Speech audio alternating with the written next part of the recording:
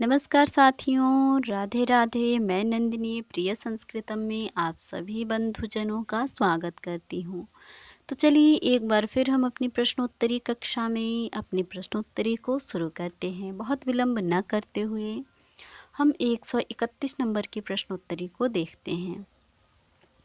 तो इस प्रश्न में पूछा गया है, पाणिनीय शिक्षानुसारम वर्णानाम उच्चारण स्थानानि सन्ति। कितने वर्णों के उच्चारण स्थान आपके जो हैं कितने हैं।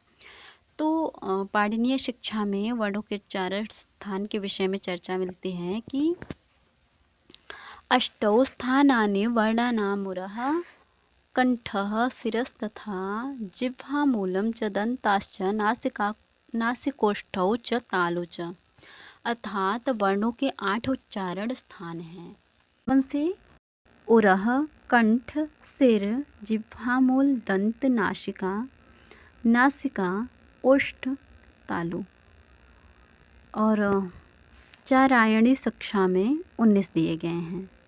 तो इस तरीके से हमारा जो है इस प्रश्न का दूसरा विकल्प सही हो जाएगा। ये पाणिनीय शिक्षा का प्रश्न है। तो यहाँ पर और वर्ण भेद आपके 5 प्रकार के हैं।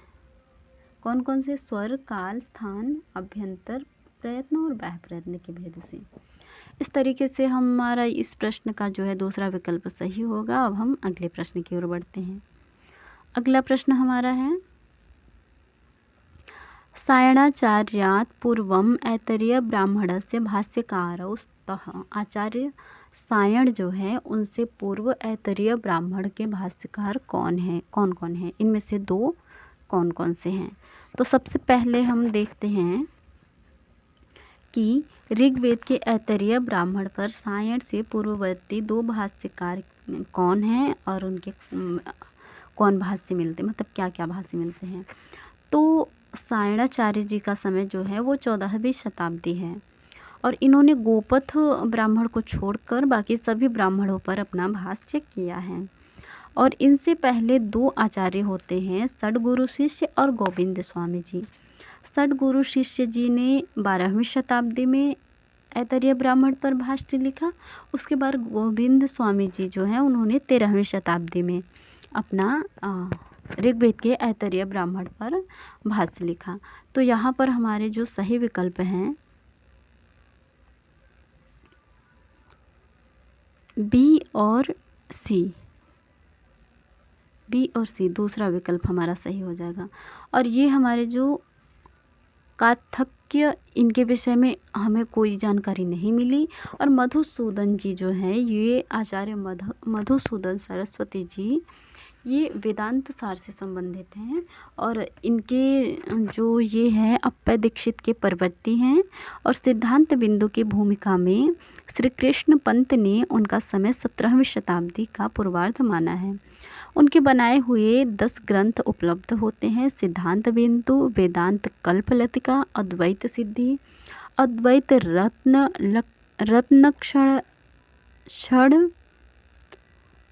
रक्षण, प्रस्थान भेद, भक्ति रसायन, संक्षेप शारीरक पर और सार संग्रह, संक्षेप शारीरक पर सार संग्रह, और गीता पर गूढ़ार्थ दीपिका। इसके बाद महिम्नः स्तोत्र टीका और भागवत व्याख्या। ये तो फिर मधुसूदन जी के विषय में मिलती हैं और ये वेदांत से संबंधित आचार्य हैं। तो हमें हमारा सही विकल्प मिल गया, बी और सी, दूसरा विकल्प सही उत्तर है। अब हम अगले प्रश्न की ओर बढ़ते हैं। अगला प्रश्न है हमारा 133। इस प्रश्न में महाभारते उल्लिखितानि पर्वाणि यथाक्रमं चिनोत। महाभारत में उल्लिखित पर्वों को क्रम से चुनना है। अब भाई केवल क्रम कहा गया है तो हम आरोही क्रम में चुनेंगे, और यदि अवरोही बोल दिया गया तो हम अवरोही क्रम में। तो क्रम तो हमें बहुत अच्छे से याद कर ही लेना चाहिए, क्योंकि क्रम भाई पूछा जा सकता है, कोई भी आरोही अवरोही 10वां 8वां 9वां 12वां जो भी है। 18 पर्व हैं, तो हमें एक एक पर्व का नाम याद होना चाहिए कि कौन से नंबर पे कौन सा पर्व है। उल्टी गिनती, सीधी गिनती, सारी चीज़ें पता होना चाहिए। तो चलिए देखते हैं। सबसे पहले हम देख लेते हैं महाभारत के विषय में एक बहुत ही प्रसिद्ध श्लोक मिलता है। धर्मे अर्थे च कामे च मोक्षे च भरतर्षभ, यदि हास्ति तदन्यत्र यन्ने हास्ति न तत्क्वचित। ये बहुत ही प्रसिद्ध श्लोक है और पूछा भी जाता है, इसलिए हमने बता दिया आप लोगों को।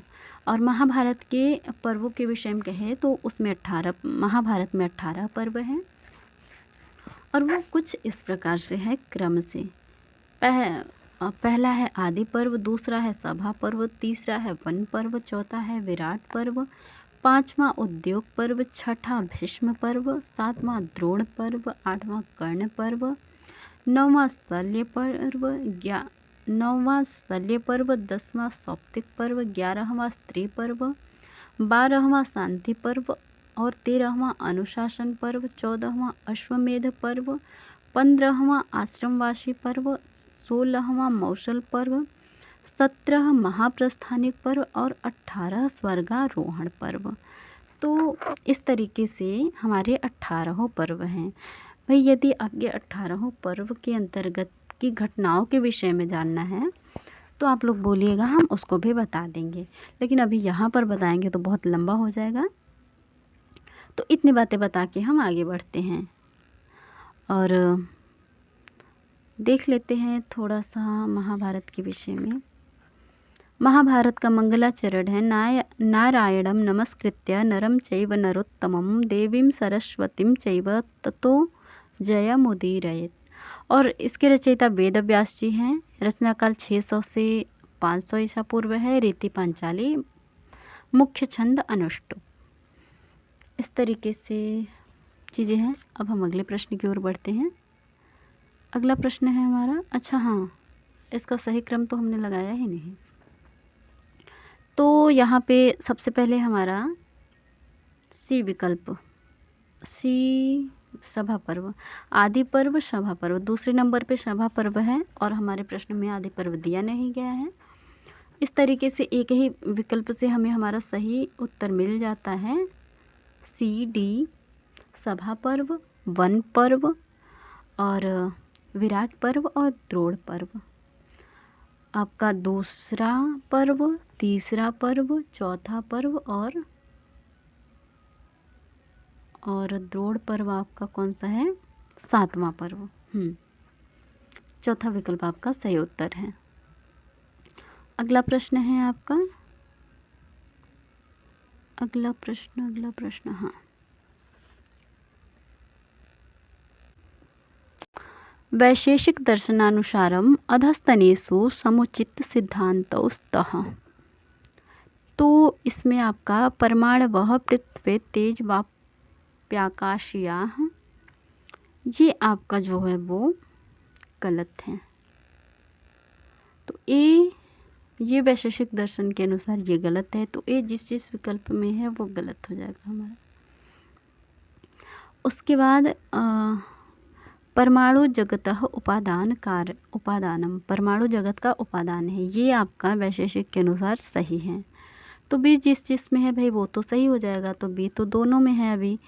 और उसके बाद कहते हैं परमाणु परिमंडलम इति नामकरणम इति नामकम अणु परिमाणम।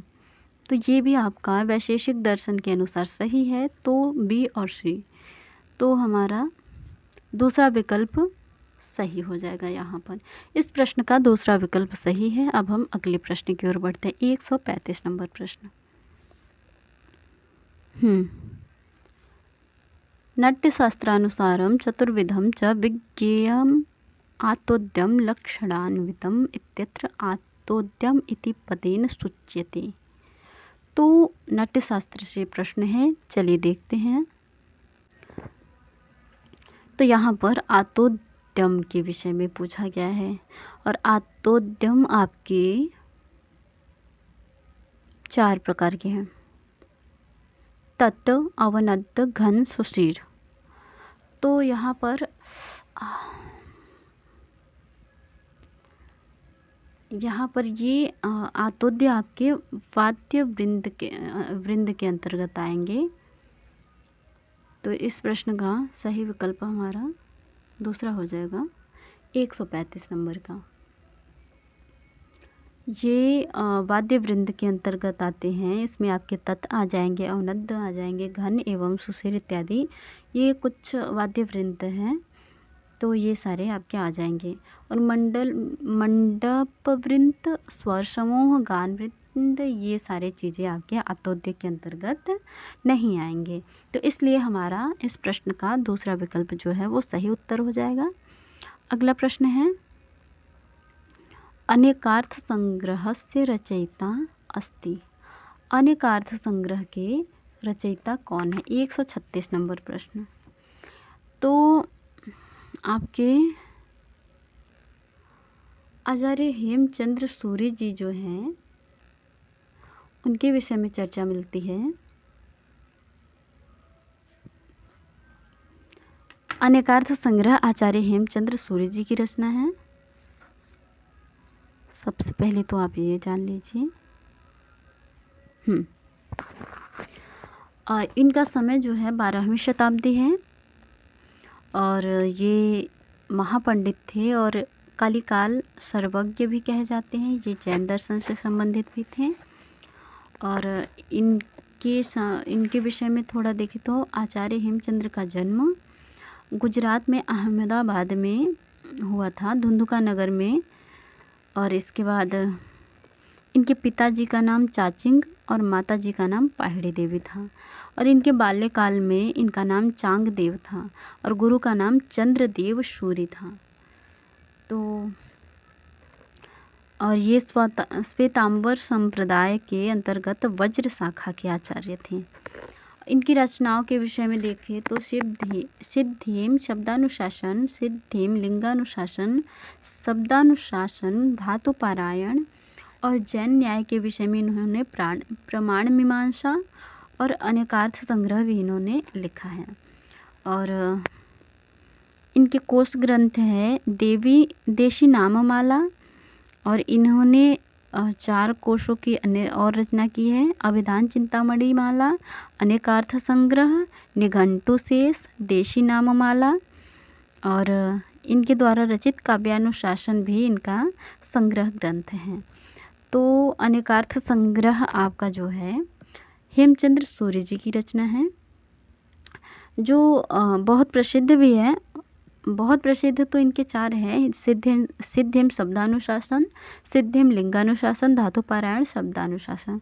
तो बाकी इनके 4 अन्य भी हैं जो कोश ग्रंथ है। अभिधान चिंतामणि माला और अनेकार्थ संग्रह, निघंटु शेष, देशी नाममाला और प्रमाण मीमांसा। तो इनको भी याद रखें क्योंकि भाई अब पूछे जा रहे हैं तो कुछ भी पूछे जा सकते हैं। तो इस प्रश्न के हेमचंद्र सूरी जी तीसरा विकल्प हमारा सही उत्तर है। अगले प्रश्न की ओर बढ़ते हैं। अगला प्रश्न है हमारा, रथंतरम साम इति कस्य देवस्य भक्ति साहचर्यम अस्ति। तो यह हमारा बृहत् साम, रथंतरम साम आदि का उल्लेख ऋग्वेद के मंत्रों में सामवेद में हुआ है। उल्लेख तो ऋग्वेद के मंत्रों में हुआ है लेकिन सामवेद में हुआ है। तो रथंतरम साम इसमें हमारा जो है अग्नि देवता की भक्ति के विषय में कहा गया है। तो इस प्रश्न का सही विकल्प आपका दूसरा हो जाएगा, अग्नि।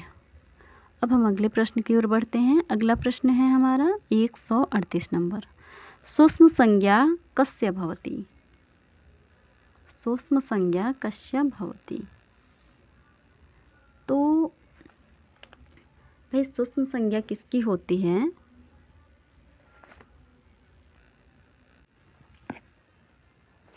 युग्मौ सूक्ष्माणौ। तो प्रत्येक वर्ग का दूसरा और चौथा वर्ड जो है सूक्ष्म संज्ञक होता है। तो ये तो आपका पहला वर्ड है। ऊकार जो है आपका पहला वर्ड आपका किस में आता है?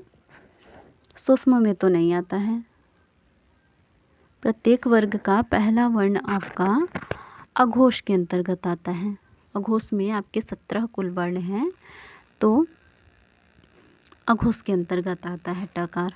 और इसके बाद ऊकार आपका समानाक्षर के अंतर्गत, 8 समानाक्षर होते हैं उसके अंतर्गत अ आ इ ई उ ऊ ऋ ऋ, तो ये आपके 8 जो है समानाक्षर हैं, तो उनके अंतर्गत आपका ऊकार आ जाता है। ये समानाक्षर के अंतर्गत आता है।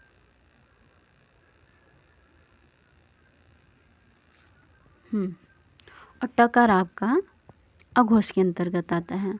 उसके बाद णकार आपका जो है ये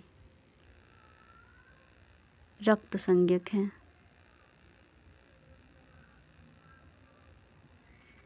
रक्त संज्ञक है। और ठकार आपका जो है वो सूक्ष्म संज्ञा है। तो ये ट वर्ग का दूसरा अक्षर है, दूसरा और चौथा वर्ण सूक्ष्म संज्ञा युग्माणव सूक्ष्माणव, तो इस तरीके से है आपका युग्मऊ सूक्ष्माणव। तो इस प्रश्न का दूसरा विकल्प जो है हमारा सही हो जाएगा। अब हम अगले प्रश्न की ओर बढ़ते हैं।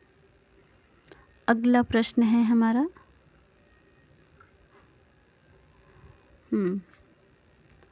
अधस्तनेषु पाश्चात्य काव्यशास्त्रिणौ स्तः।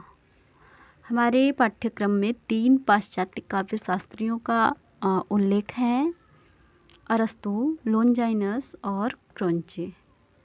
तो आइए देखते हैं पाश्चात्य काव्य शास्त्रियों के विषय में। हालांकि हमें हमारा सही उत्तर यहाँ पर मिल गया है। लोनजाइनस महोदय और बेनेदत्ते क्रोंचे महोदय। तो ए और सी दूसरा विकल्प हमारा सही है, लेकिन हम इनके विषय में कुछ जानने योग्य अन्य तथ्यों को भी देख लेते हैं। पाश्चात्य काव्यशास्त्र में सबसे पहले अरस्तु जी आते हैं, तो उनके विषय में देख लेते हैं। इनका समय 322 से 484 ईसा पूर्व के आसपास है। और इनके विषय में मिलता है, इनके पिता सिकंदर के पितामह के दरबार में चिकित्सक थे।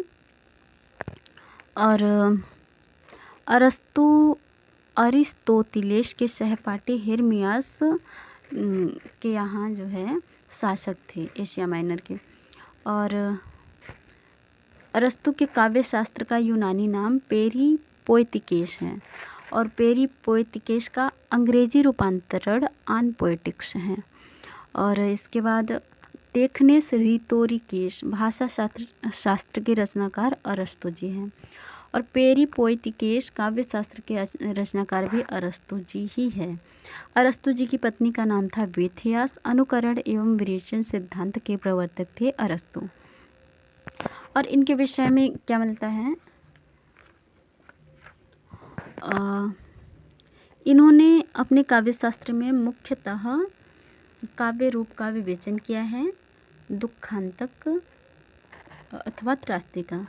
और इन्होंने दुखांतक के 6 अंग माने हैं: कथानक, चरित्र, पद योजना, विचार, दृश्य और गति। और अनुकरण के लिए यूनानी में मिमेसिस शब्द का प्रयोग होता है, ऐसा अरस्तु जी ने बताया है। और इसके बाद अरस्तु जी की दृष्टि यथार्थ परक थी, और इन्होंने अपने काव्य में मौलिक सिद्धांतों का विवेचन किया है। और पेरीपोएतिकेस नामक काव्य शास्त्र में इसके बाद इन्होंने जो है अपने अनुसार चरित्र के लिए 4 आवश्यक तत्व माने हैं: अच्छाई, औचित्य, यथार्थ और सुसंगति। और बाकी चीज़ें ठीक हैं। अनुकरण के लिए मिमेसिस शब्द मिलता है। विरेचन स्थिति विपर्य का यूनानी शब्द जो है कथार्सिस है। और भारतीय चिकित्सा शास्त्र का पारिभाषिक शब्द विरेचन है। और इन्होंने ललित कला और उपयोगी कला इत्यादि का जो है स्पष्ट भेद बताया है अरस्तु जी ने। और बाकी चीज़ें ठीक है। अब हम लुंजाइनस जी के, जो कि हमारे प्रश्न में मुख्य रूप से दिए हुए हैं, उनके विषय में देखते हैं। हालांकि अरस्तु जी के विषय में दिया नहीं गया है, प्रश्न में पूछा नहीं गया है कुछ भी, लेकिन फिर भी वो भी काव्य शास्त्री, पाश्चात्य काव्य शास्त्री हैं हमारे पाठ्यक्रम में, इसलिए हमने उनके विषय में भी इतनी जानकारी देखी। और अब लुंजाइनस जी के विषय में देखते हैं। लुंजाइनस जी प्रथम से तृतीय शताब्दी के हैं और इनका मूल यूनानी नाम लोगिनुस था। और इन्होंने, इनके ग्रंथ का नाम जो है पेरीहुप्सुस है। और पेरीहुप्सुस का सर्वप्रथम अंग्रेजी रूपांतरण जो किया है उन्होंने जॉन हॉल ने 1662 ईस्वी में। और उदात्त सिद्धांत का निरूपण जो है इन्होंने किया है लुंजाइनस महोदय जी ने। और लुंजाइनस उदात्त के 3 अवरोधक मानते हैं, शब्दाडंबर, बलिष्ठता और भावाडंबर। उदात्त सिद्धांत के प्रवर्तक लुंजाइनस जी हैं। और लुंजाइनस जी से भी पूर्व उदात्त सिद्धांत का निरूपण करने वाले जो विद्वान हैं कोपिलियुस जी थे। और लुंजाइनस जी के अनुसार उदात्त का कार्य है सम्मोहन अथवा लोकोत्तर आह्लाद। और इसके बाद इन्होंने क्षुद्र भावों से मुक्त होना चाहिए, ऐसा बोला है उदात्त को। और अभिव्यंजना का अनिर्वचनीय प्रकर्ष और वैशिष्ट का उदात्त का लक्षण है, ऐसा लुंजाइनस जी ने माना है। और देख लेते हैं, लुंजाइनस जी के अनुसार काव्य का प्रयोजन आनंद है। पेरीहुप्सुस में कुल 44 अध्याय हैं और पेरीहुप्सुस के 14 अध्याय अलंकार पर हैं। बाकी चीज़ें ठीक हैं। हम अब क्रोंचे जी के विषय में देखते हैं। क्रोंचे जी का समय 1866 ईस्वी है और इन्होंने ये अभिव्यंजनावाद के प्रवर्तक हैं। स्थेटिक नाम की रचना इन्होंने करी है। स्थेटिक नामक ग्रंथ इनका इतावली भाषा में है। और स्थेटिक के 2 भाग हैं। प्रथम भाग में सौंदर्य शास्त्र का विवेचन है और द्वितीय भाग में सौंदर्य शास्त्र के इतिहास का वर्णन है। और क्रोंचे जी जो है आत्मवादी दार्शनिक हैं ये। और क्रोंचे काव्य कला के विषय में प्रतिभा नामक हेतु को मानते हैं। और इन्होंने ज्ञान के 2 रूप माने हैं, सहजानुभूति और विचारात्मक। और इन्होंने कलात्मक निर्माण के 4 चरण माने हैं, संस्कार, अभिव्यंजना, सौंदर्यमूलक और सौंदर्य। तो इस तरीके से, और इनका जो सिद्धांत है वो अभिव्यंजनावाद है और ये आत्मवादी दार्शनिक थे। इतनी सारी बातें हैं पाश्चात्य काव्य शास्त्रियों के विषय में जो हमें जाननी चाहिए। और बहुत सारी बातें हैं जो जाननी चाहिए, लेकिन मुख्य रूप से इतनी बातें हमें पता होनी ही चाहिए। तो इस प्रकार हमारा ए और सी विकल्प जो है सही है। यहाँ पर अरस्तु जी भी आपके आ जाएंगे पाश्चात्य काव्य शास्त्र में, और उनके जो गुरु हैं प्लेटो, उनके विषय में भी हमें थोड़ी बहुत जानकारी देख लेनी चाहिए। तो अब हम अगले प्रश्न की ओर बढ़ते हैं। अगला प्रश्न है हमारा 140 नंबर, और ये हमारा अंतिम प्रश्न है इस प्रश्न पत्र का। वैसे गद्यांश बचा हुआ है, लेकिन गद्यांश को हम बाद में देखेंगे। तो इस प्रश्न का हमारा इस प्रश्न में समुचितौ सिद्धांतो भवतः, अर्थात उचित चुनना है हमें। तो जैन दर्शने जीव अजीवश्चेति 2 तत्वे। तो जैन दर्शन में 2 तत्व भी मिलते हैं, 7 भी मिलते हैं और 9 भी मिलते हैं। तो इस तरीके से हमारा ए सही हो जाएगा और ए जिस चीज़ में नहीं है वो गलत। इसके बाद जीव अबोधात्मकः और अजीवश्च बोधात्मक, ये उल्टा कहा गया है। हालांकि जैन दर्शन में ऐसा मिलता है कि जीव जो होता है वो बोधात्मक होता है और अजीव जो होता है अबोधात्मक होता है। तो इसलिए ये भी गलत हो जाएगा। और इसके बाद हमारा स्पर्श रस गंध वर्णवंतः पुद्गला। तो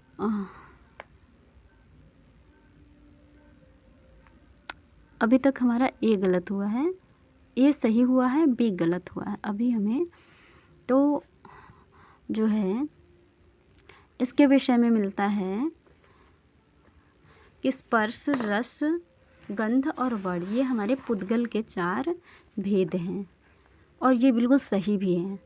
जैन दर्शन में पौद्गलिक पदार्थों में 4 गुण होते हैं और ये वो हैं वर्ण, गंध, रस और स्पर्श। तो हमारा ए और सी विकल्प जो है वो सही है। ए और सी विकल्प, पहला विकल्प हमारा सही है और इसकी हमें कोई विशेष चर्चा नहीं मिलती है। इस तरीके से हमने इस प्रश्न का भी विश्लेषण देखा। तो हमने मुख्य रूप से 2023 दिसंबर का जो है संस्कृत का 25 कोड का यूजीसी नेट का पेपर जो हुआ था उसका विश्लेषण, विस्तृत विश्लेषण देखा हमने। उम्मीद करती हूँ आप लोगों को बहुत पसंद आई होगी। ऐसे ही प्रश्नों का विश्लेषण देखने के लिए बने रहिए हमारे साथ। हम निरंतर एक एक प्रश्न पत्र का विश्लेषण करवाते जाएंगे। तो अब हम कक्षा समाप्त करते हैं, मिलेंगे फिर 2023 जून वाला प्रश्न पत्र लेके। तो मिलते हैं, धन्यवाद।